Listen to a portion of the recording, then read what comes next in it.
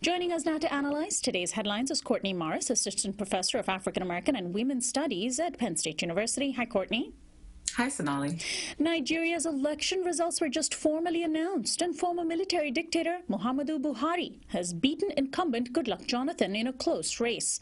Mr. Jonathan conceded defeat in a rare gesture of goodwill that could thwart post-election violence of the sort seen 4 years ago. He said nobody's political ambition is worth blood. The elections had initially been postponed for 6 weeks due to security threats from the militant group Boko Haram and were held this past Saturday and extended through to Sunday. CNN says for the first time in Nigeria's history, the opposition has defeated the ruling party in democratic elections. Mr. Buhari first came to power more than 30 years ago in a military coup and built a reputation for himself as a principled and secular dictator, and campaigned this time around to clean up Nigeria's turbulent political landscapes. The results are being touted as promising signs of Nigeria's democracy. Well, Courtney, is it really a sign of democracy? What about the specter of Boko Haram and the exploitation of Nigeria's natural resources, which aren't much a part of the media coverage of these elections? No, those definitely haven't been issues that have come up explicitly, although they certainly, given the response that we've seen from policy analysts about the elections, they were things that Nigerian citizens were thinking about, and that seemed to have guided their decision to select President-elect Buhari for leadership. I mean, as you said, he's a retired Major General. He served in the Nigerian Army from the 1960s onward, and was head of the state for 2 years following a military coup. He's an army man, and I think that this was something that was a significant part of his appeal to the electorate. They wanted someone who could deal with Boko Haram, who sees considerable control in the northern parts of the country, and he is from the north, and so he has strong support there, not just politically, but also has family ties there, which means a lot in Nigeria. And so I think that this is something that people are hoping that he'll be able to come in and to clean up the government and to handle the specter of terrorism in the northern part of the country and to revive the flagging oil economy there. And we'll see how his presidency develops. And then here in the United States, President Obama just lifted a weapons embargo against Egypt in the strongest sign yet that the U.S. is ready to overlook that military regime's heavy-handedness. The U.S. has opened the door for a major weapons shipment that includes F-16 aircraft, Harpoon missiles, and armored tanks.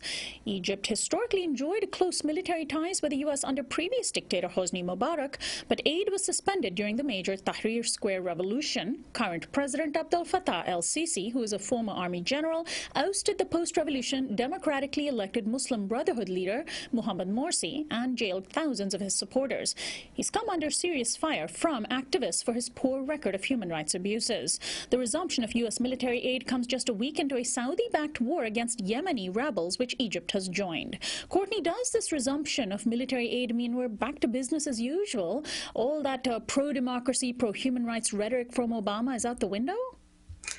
Well, I would say yes and no. It's always very complicated. I mean, I think that at the end of the day, the sort of takeaway from all of this is that Barack Obama needs friends in the Middle East, and Egypt has historically been a friend, and he's hoping that he'll be able to rely on them as the situation continues to deteriorate in the region. I mean, the fact is that Egypt is going to be receiving military aid, and I think that these questions of, as you point out, political repression, electoral fraud, and just a long pattern of human rights abuses against journalists and NGOs and political dissidents, the fact that these have not been addressed by the Sisi government, but that they are receiving military funding does send a poor message to the region and to the rest of the world.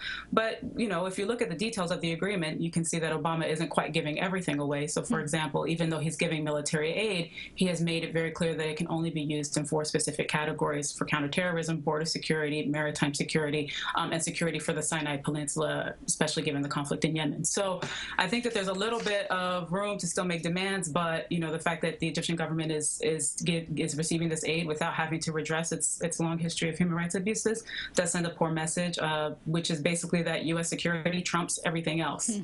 And finally, in the United States, Arkansas's legislature just passed a religious freedom bill that reeks strongly of Indiana's controversial new law.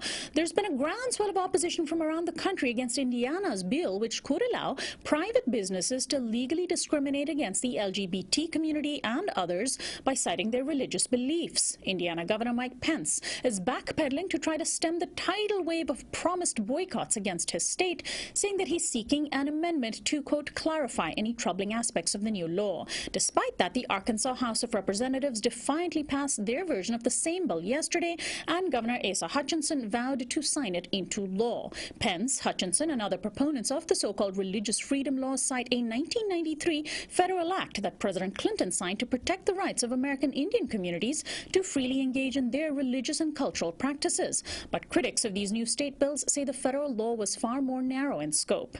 Courtney, has this religious freedom rhetoric emerged as a sort of new litmus test for the Republican Party ahead of the primary elections that they're gearing up for?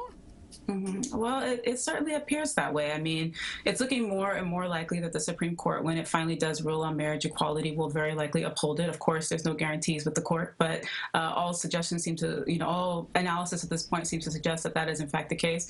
And as we've seen, a number of states have approved marriage equality and are legalizing same-sex marriage. And so I think that in a lot of ways, what we're seeing with these forms of legislation coming out of Indiana and Arkansas is really a coordinated series of attempts by the right to push back against the change that's coming, because they see that it is in fact coming. But I think that part of why we need to take these laws seriously is because they also extend and deepen precedents that have been set by what we saw happen last summer with the Hobby Lobby case, right, where corporate personhood is being upheld. And this is something that's very frightening and that very few people are really talking about.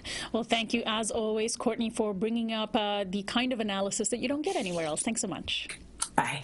Courtney Morris is an assistant professor of African American and Women's Studies at Penn State University.